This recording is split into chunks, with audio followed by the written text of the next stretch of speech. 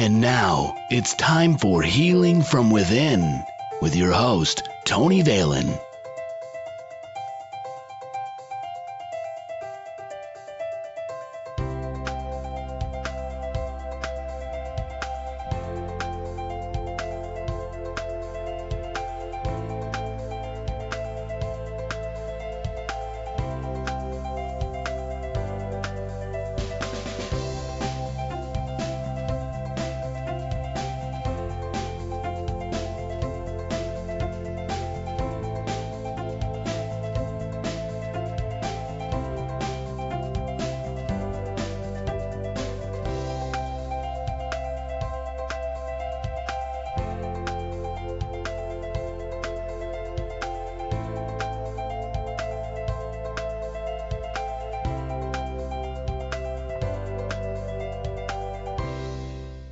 Welcome to Healing from Within. I'm your host, Tony Valen. You can contact me, tony@tonyvalen.com, or visit our website, healingfromwithin.net. Follow us on Twitter @TVHFW. Like us on Facebook /Healing from Within with Tony Valen. Before we start the show, let's check in with one of our previous guests.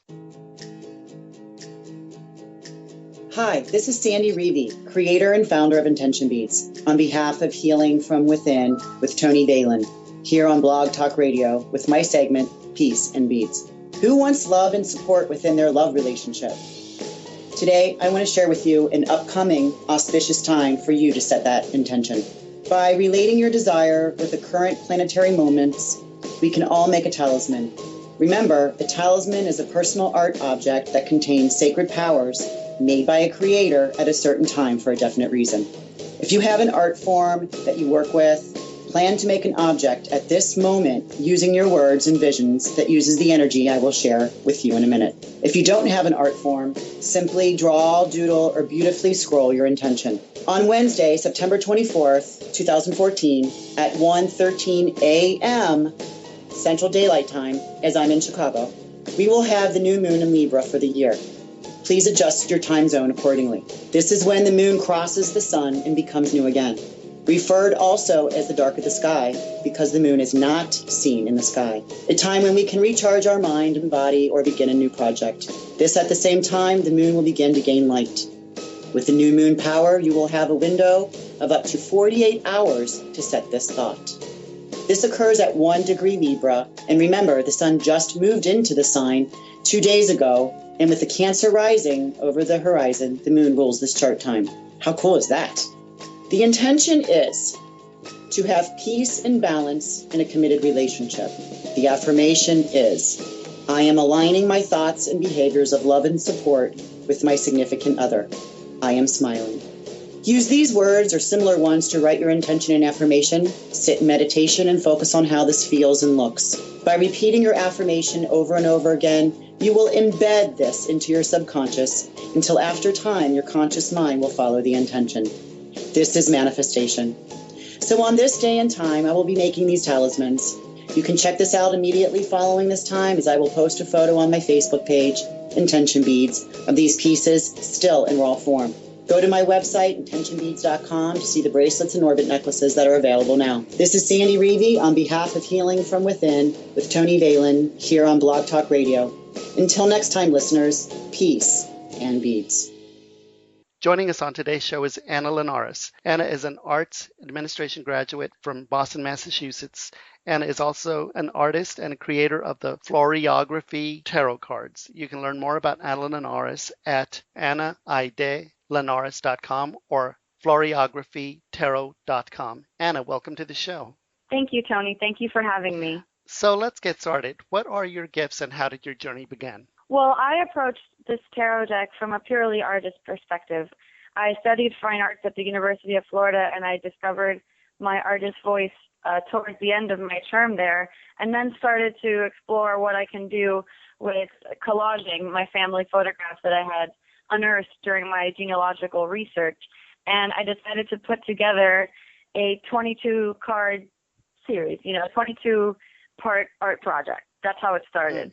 Some of my other friends in Florida who read tarot and have local followings as psychic mediums encouraged me to continue and actually finish and do 78 parts to the project Yeah. and sell it as a tarot deck. Needless to say, you do have these available to mediums and psychics? Yeah, that is my market. That is the group of people that I've been getting to know for the past 5 years. People that in various ways pick up on whatever their environment has communicated to them, and they seem to have like a really intuitive and emotional connection with the people that they read. And I've made so many friends and learned so much about this field that now I'm pleased to have them as my customers. Absolutely. Now, do you consider yourself a medium or a psychic yourself? I actually do not claim to have any psychic abilities, though I've always considered myself extremely intuitive, and as is evident through my tarot deck, every decision has been intuitive, and I'm very interested in the New Age world and New Age artwork, and especially the symbolism and imagery of the tarot, so much so that I feel like anybody, regardless of psychic abilities or whether they feel like they can communicate with any kind of energy in the environment, they can pull a tarot spread of 3 cards even, or maybe even just 1 card in the morning, and they can read what it says, what each card means, and what all the imagery and symbolism in the card means, and they can attribute that to certain parts of their life and feel like they are getting some sort of answer from somewhere, even if it just stirs the dust just a little bit. Anybody can retrieve a message from one of the cards or 3 of the cards in a tarot deck. Absolutely. Now, do you have a guide that you also include with your cards to explain the different meanings with the different pictures? I'm actually in the process of publishing it, so it will be available very, very soon. It'll be entitled The Floriography Tarot Companion, and it will be a card-by-card guide. And I will even go into, who these people were in my family, why I chose this card, why I chose the flower to attribute to the certain card in the major arcana or for the suits. This is basically a channel of everything for the past 5 years that has come together to create Floriography Tarot. Tell us about your tarot deck and actually what inspired you. Did this come to you in a dream? Do you think you may have possibly had a visit with one of your ancestors in a dream that started all this for you, or how did it actually start? Well, I've always been very connected to my ancestors. Coming from a Cuban family, I was born in Miami. Coming from a Cuban family that experienced the exodus, as they say, the exile of all the Cubans in the 50s and 60s, I never got to experience that country. I never got to experience a lot of the people in the family that lived there or their lifestyle. So the precious few images that my family now and I have, about this old world, this old land, the mother country, we have very few images, and those are very precious. So those have always been like treasures to me, and I've collected them throughout, years and visiting different family members in different countries and trying to gather all the genealogical information I can. Now I've managed to go back several generations and retrieve a lot of really interesting information and stories of great strength and resilience. So those have been my inspiration, throughout my childhood. And as soon as I started making art, my subject matter always turned to that. I have a painting of my grandmother now looking at a picture of herself back then, and I have collages of, using music notes and images of my parents growing up and stuff just to signify, like the connection between them now and them back then. I definitely always had a connection to the old photographs and how like that's all we have, like physical memory, how it's so fleeting. And, we were able to take that out of the country, and now I can put it together to make something new and beautiful. And needless to say, my family that is featured in a lot of these photographs are very grateful, and they're very happy that they've been immortalized in such a way. Yeah, absolutely. And so any of your family members that are depicted on the cards or, that you're talking about, were any of them mediums or psychics or intuitives? Not really. I come from a family of musicians and artists, although I do have a fantastic photo of my grandmother back in Cuba, back in their like little terrace courtyard, dressed up like a fortune teller with a set of tarot cards in front of her. So when she heard that I was designing a tarot deck, she sent me that photo and said that it must run in the family. Oh, very interesting. Yeah. And so I know that you went through 2 editions before you actually released them. What did you do to continue with the changes, or what were the changes? Well, interestingly enough, the only changes that were actually executed in the second edition of the tarot deck was the brand identity of the tarot deck. So the first edition had a different brand. It was a bit softer, a little bit more neutral, and yeah, just more delicate. And it fit what it was at the time, and it lasted for many years. That was definitely the thread that I was carrying the entire graphic identity of the tarot deck through. But then once I started creating the Floriography Tarot Companion and the website, for some reason I went a little bit more of a graphic edge, and I used this like bright chartreuse yellow, very very bold yellow green that you're not really sure which it is. Yeah. That, and with a pink, like that brand identity, a little bit more graphic, that became the underlying thread now through the identity of Floriography Tarot. So I had to make the deck match, because that soft, delicate, floral kind of feel just didn't match with that new graphic modern edge. Mm-hmm. So the cards didn't change. I feel like the front of the cards withstood the change, withstood the current, and they didn't need a change at all. The back of the cards did change. They went from a darker purple now to a bright green and white backing that features all of the suits of the minor arcana, which are pentacles, cups, birds of paradise, and tree trunks. It has them all laid out, and that will be the new second edition Floriography Tarot back. Now, not being that familiar with tarot cards myself, do you, what is it? Is it 78 cards in each deck no matter what? Or I know you mentioned 78 cards. Is that the norm? 78 cards is what's considered a full tarot deck.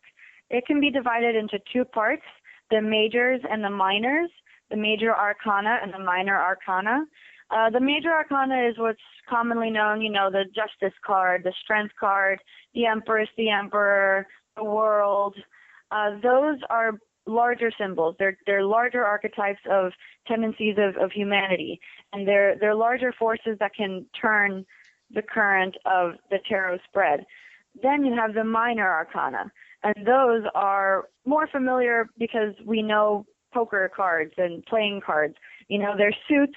They have a knight, a queen, a page.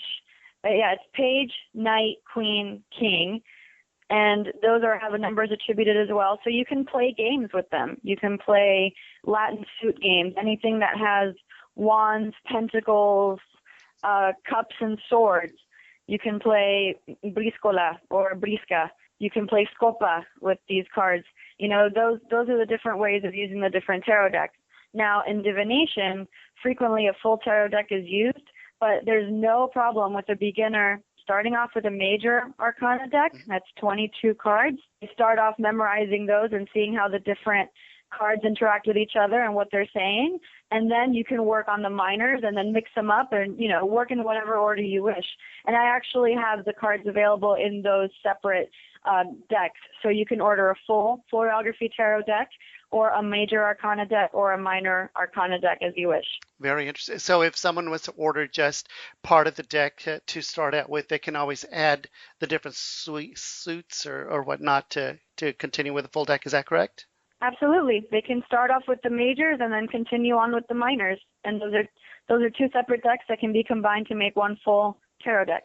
And what is your feedback on the cards from the different mediums and psychics that use your cards? What have they told you, and what do they tell them? I've had some great feedback. Everyone seems to have a positive response to my cards. The only time that it's stirred some healthy debate is when people have really strong beliefs about the card and flower attributions, and I just love when it, stirs people up and has them talking about it. Lots of people have told me that they can feel the nostalgia of my cards, that they can almost feel like it's their family in these cards. They feel that same nostalgia and that same, longing that you have for that time that's long since gone. They seem to be able to channel that just by looking at the images that I made. So it's been wonderful to communicate with these people and have the cards communicate back to them as they have communicated to me. And just to say, I've pulled the cards a couple times, and to look for some advice in my life, and it's been really useful. It's been really helpful and comforting, to say the least. Absolutely, and that was what I was going to ask you. And when you use the card to someone else, has anyone else ever told you that, especially like a medium, that they actually see your ancestors come through and they're actually standing there? Not yet, but I really hope that somebody out there who has the Floriography tarot cards and is listening can let me know if that is the case with them, because that would be the most interesting thing in the world. I think that would be a wonderful gift for not just them, but for you as well, to have that type of validation. I think that would truly immortalize the people that are in the cards and those that have inspired it. So if they can come through my artwork, let it happen. I hope it does happen. Yeah. And I know that you said that you come from a Cuban background and Spaniard. So do you do these cards in different languages, or like Spanish, for instance? Absolutely. I've been working so hard on this English version that the Spanish one hasn't started. It hasn't started yet, but honestly, that's been in the works for a long time. I've always wanted to make something that my family can understand too, so they can read everything that I've done. So a Spanish translation is definitely in the works, and I've already researched what some of the cards are called in Spanish, and it makes me laugh because the fool is called el loco. Oh. So it's like the fool is the crazy guy. He's, on the edge of a cliff. Yeah, el loco.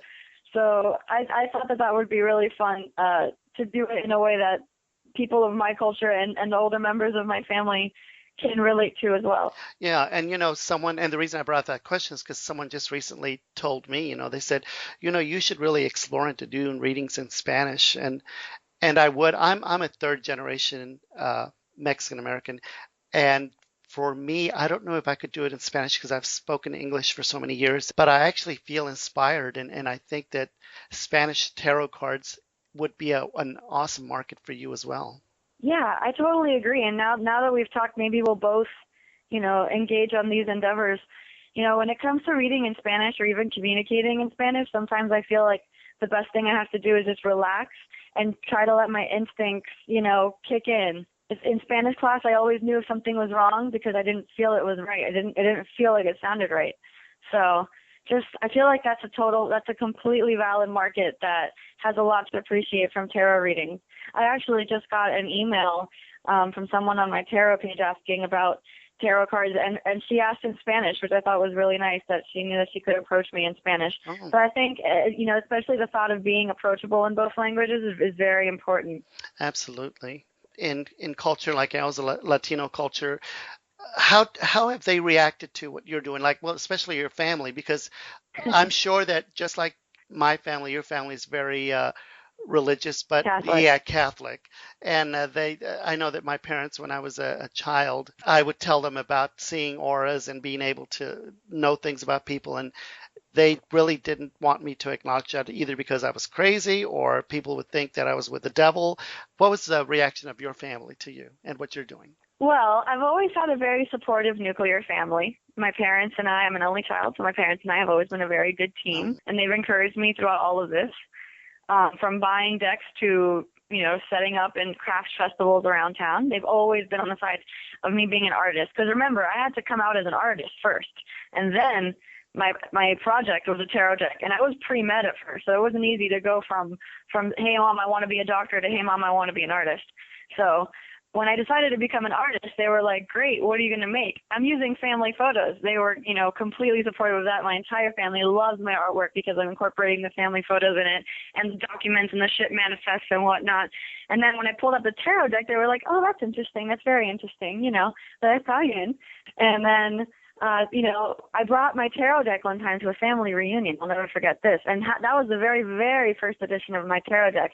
And I'm talking, I printed these out at home, had them laminated, cut them out, pasted them together. It was like 6 inches tall. It was so elementary in the way it was put together.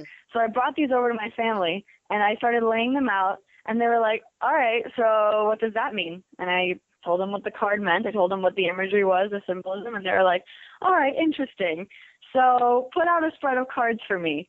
So my lawyer cousin sat down and I put down a spread of cards, and I don't remember exactly what happened, but I do remember the justice card came out and everybody else started laughing. So that was, I think, my into the family. And I've had sort of not kept them posted lately. I assume that the next family reunion I'll bring the new version of the tarot deck and tell them all what's happening. But they definitely had a lot of fun looking through each one and identifying people that I couldn't identify up until that point, and just supporting me because I made it. I think that that's the bottom line. My family supports me because I made it. Oh, that's absolutely. And then the way you incorporate it into your family history, I'm sure helps a lot as well. Yeah, they know I love the family. They know that I love our culture and that I'm very into Cuban dance and music and everything, folklore. So when they see this, they know that this is a very honest and genuine expression. This is Tony Valen from Healing From Within. You can contact me, Tony at TonyValen.com. Visit our website, healingfromwithin.net. Follow the show on Twitter at TVHFW. You can also like us on Facebook /Healing From Within with Tony Valen. We are talking to our guest, Anna Linares. Anna is an arts administration graduate from Boston, Massachusetts. Anna is an artist and the creator of Floriography tarot cards. You can learn more about Anna Linares. You can go to annaidelinares.com and floriographytarot.com. You can also like her on Facebook, Floriography Tarot.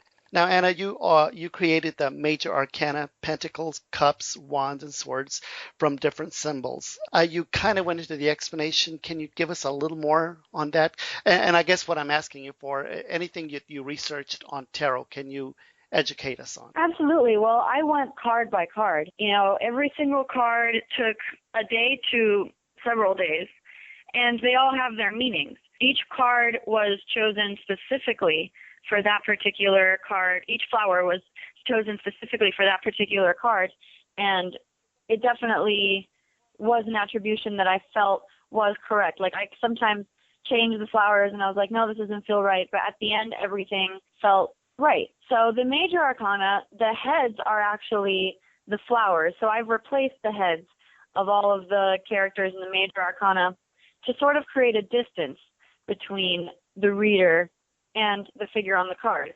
Because the magician, for example, is not a certain kind of person. He is vaguely a man figure. He sometimes has a male aura, but in general, he is a set of symbols.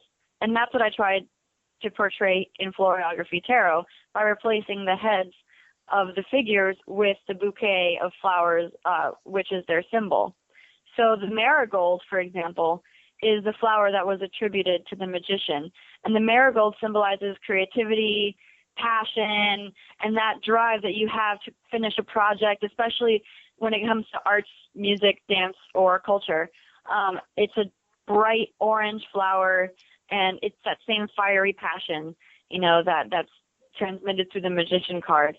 And oddly enough, the magician, or the marigold, is named marigold after its more antiquated name, Mary's gold, which it comes from the first few centuries after Christ's death and the Assumption of Mary. The early Christians would place offerings of gold coins and marigolds around statues of the Virgin Mary, which is why it was called Mary's gold.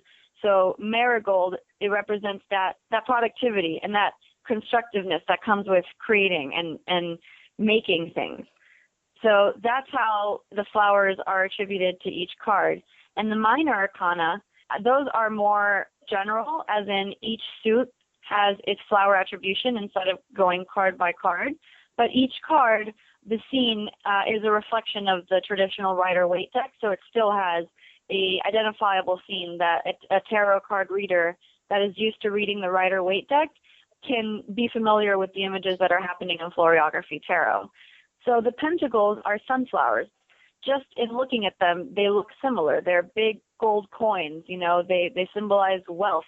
The suit of the pentacles references the struggle for prosperity and gaining material possessions. The suit encourages you to work and to get what you want by working hard for it. The cups, I chose to represent it with tulips because of the way that they're all vessels. They can hold water. The tulip can collect rainwater, and the cups has a lot to do with emotions and issues of the heart. They tend to illustrate emotions flowing in and out, and I felt that the cup and the tulip have that same feeling about them. Yeah. The wands are more about creativity and taking risks and doing things and just going for it and just, plowing whatever's in your way. And I chose tree trunks because those can grow anywhere. They will take over the buildings if we don't maintain them. So the tree trunks go for it no matter what. And those are the wands. The swords are birds of paradise because they're beautiful, but they're sharp. And the sword is logic and reason, and it knows what it wants, and it's definitely very straightforward and fearless when it comes to its obstacles. So I feel like every card attribution has its meaning, and it has a profound connection to what the suit is trying to illustrate in the tarot. Right. And actually, by answering that question, I actually just explained the guide that you're going to create for the cards, because that was a perfect explanation of how you created the cards. At least I feel like that, you're telling everyone what your cards are saying and how you wanted the flowers to be incorporated into that. That's definitely my goal, Tony. I've had all this information written down, and now that I've put my cards out to the world, people are actually asking, what does this mean? And I'm burning, I have a burning desire to tell them what everything means and who everybody is and what all the symbols are. I think it's my pleasure. It's my pleasure. Yeah. And the same way you picked the flowers for the certain type of card, did you have that same thought process when you chose the certain family member to put with that card? Actually, sometimes, yeah. A lot of these figures I couldn't identify because, they passed away long before I was born, or anybody that can identify them isn't with us anymore.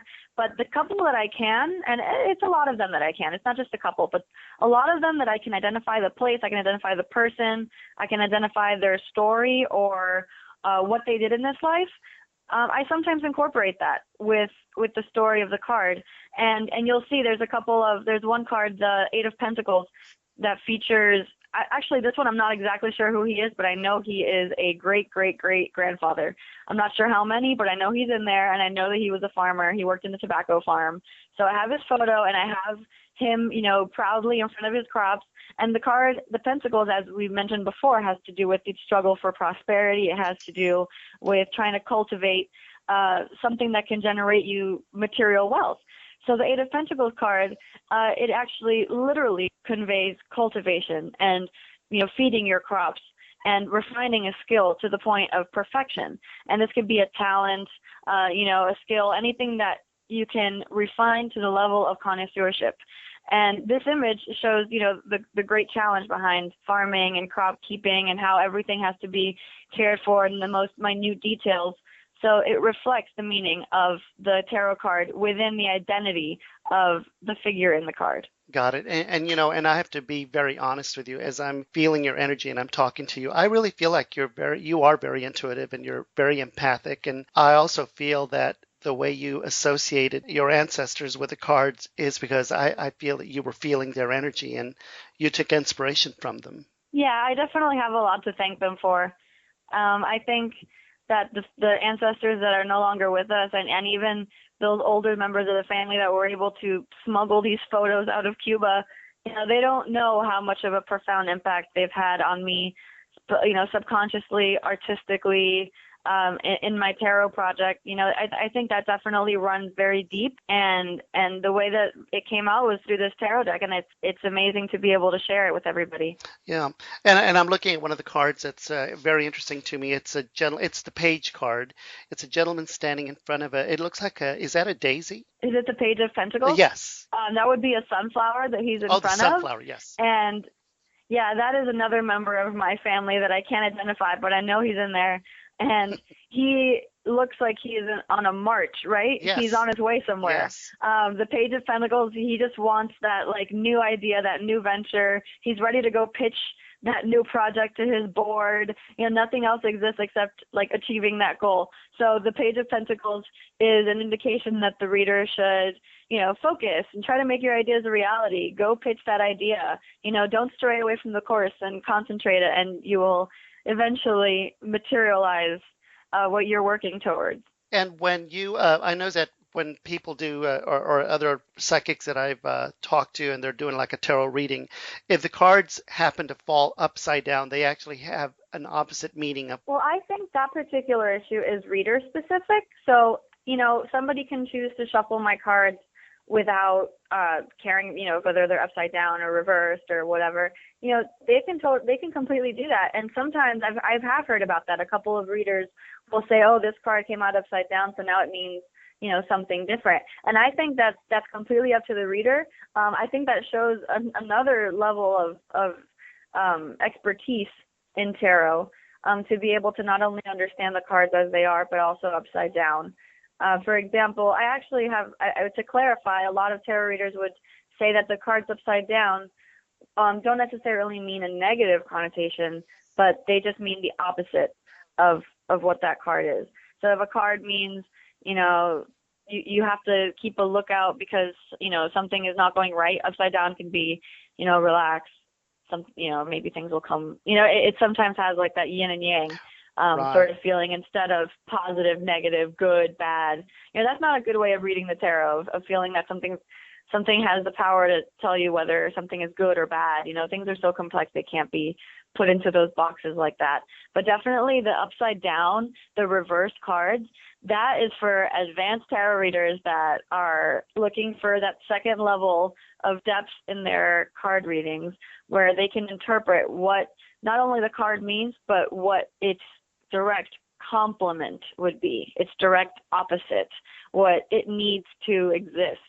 So I commend any tarot readers out there that can read Floriography tarot or any tarot deck, including the reversed cards. And maybe there will be a second edition with reversed meanings in the near future. Absolutely. If our listeners wanted to get a deck of your tarot cards, can you tell them what the prices are? And, and you said you sell them in different little sections, what the prices are of the different sections and how much a guide for those cards would cost. Well, the guide hasn't been priced yet because I'm actually still trying to figure out the most effective method of printing. Right. Though it will be available on ebook very, very soon. That will happen first. Now, the full Floriography tarot deck I'm selling for $60. And now this is coming with a shrink-wrapped tarot deck that's put into a handmade box that actually has 2 levels in it. In my Etsy shop and also on Floriography Tarot, you can see the different steps that I take to make each and every Floriography Tarot box. Now, the outside box has a short description of the Floriography Tarot box, and then within it, it's a smaller box that's made to contain the deck in a more fitted, snug way. So this is 2 levels of protection that your tarot deck has. Now, if you want to pull out the tarot cards from the inner box, there's a lovely cranberry-colored silk ribbon that you can pull up, and it gently lifts your cards up so you don't have to handle them too much before you decide to shuffle or put them into a spread. So you can use these boxes for safekeeping. Each and every one, like I said, is handmade and signed by me and numbered. So each one is very personal and made very carefully with a lot of care and a lot of love. So the tarot, that's the full Floriography tarot deck. The major and the minor arcana decks, the boxes are made in the same way, but of course they're modified to fit the 56 cards of the minor arcana and the 22 cards of the major arcana. The minor arcana, like I said, is the 56 cards that are all the suits, the page, the pentacles, the cups, the wands, and the swords. And this will not include the major arcana, which is the Empress, the Fool, all of those cards. This is a great way to start learning the tarot, and you can use them for gameplay as well. And the major arcana is on sale for $40, and that includes the 22 cards of the major arcana, which is the Fool, the Magician, the Empress, the Emperor, all the way to Judgment and the World. This is also a great way to start learning the tarot and building up. So the major arcana deck on sale for $40, the minor arcana for $50, and the full Floriography deck for $60. And if, let's say, you don't feel like buying a tarot deck, but you want to have all the cards in front of you, I have a poster available as well for $50, 24 by 36 inches. All 78 tarot cards are laid out in front of you. So you could even throw a dart and then choose your tarot card of the day. That is very interesting. I've never heard of that. Do you have other projects that you do? I mean, I'm sure you do as an artist, but I mean that are tied into your tarot cards and mediums and psychics and this type of work? Well, through my network of psychic and tarot reading friends, I've found a lot of interesting projects as well. A friend of mine, Bernadette, has her website buildingbeautifulsouls.com, and that's a database of all tarot readers and mediums, and I've been lucky enough to feature my project on her website, and I forward any and all people that are looking for psychic advice or tarot reading over to that website so they can find somebody in their area. And I definitely have learned a lot through working on my website and meeting people and finding out what they expect from a tarot deck and what a perfect tarot deck for them looks like. And I've been lucky enough to meet a lot of really well-informed people in the market that have great and valuable advice. Absolutely. In our last remaining minutes, can you tell the listeners how they can order your tarot card? And I must add that the tarot deck is very unique and beautiful. If you like tarot cards, check out Ana Linares' website. So how can they order these decks from you? Well, the easiest way to order is through my Etsy shop. So the link would be Etsy, etsy.com/shop/Floriography Tarot. Now, this might be harder to spell, so I'm going to spell out Floriography Tarot, FLORIOGRAPHY,